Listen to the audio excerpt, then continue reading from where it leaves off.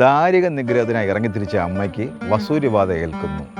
വസൂരിബാധയേറ്റ അമ്മയെ വെള്ള വസ്ത്രം കൊണ്ട്, ശുഭ്രമായ വെള്ള വസ്ത്രം, അതായത് മാറ്റുകൊണ്ട് വീശുന്നതിനെയാണ് മാറ്റ് വീശ് എന്ന് പറയുന്നത്.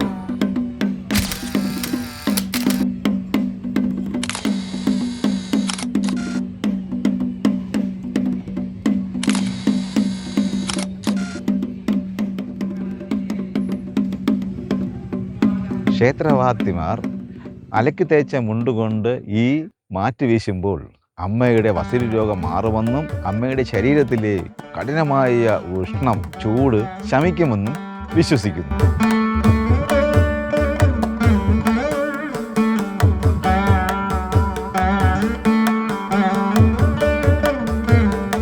ഒപ്പം ഈ മാറ്റ് വീശിൻ്റെ കാറ്റേറ്റാലേ ഭക്തർക്ക് രോഗദുരിതങ്ങളും മാറാവേദികളും പിടിപെടില്ല എന്നൊരു വിശ്വാസം കൂടിയുണ്ട്.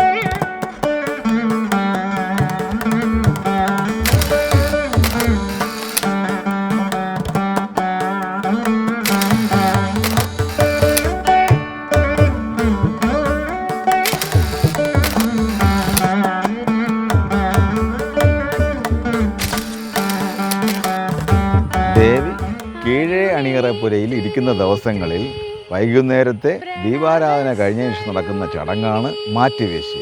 ഇതിനുശേഷം ബ്രഹ്മസ്ഥാനത്ത് നടക്കുന്ന മറ്റൊരു പ്രധാന ചടങ്ങാണ് പപ്പരി കളി. അതേക്കുറിച്ച് നാളെ.